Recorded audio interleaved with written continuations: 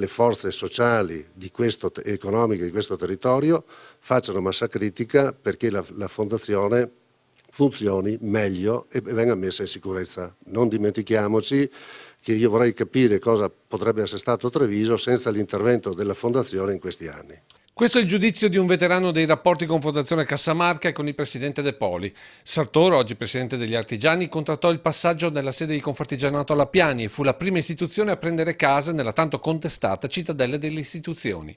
Poi l'esperienza da assessore regionale, da presidente degli artigiani veneti, da sindaco di San Polo gli danno quella memoria storica che gli permette di dire: Io credo che ci siano sempre delle questioni che andrebbero meno usate mediaticamente e più discusse al proprio interno.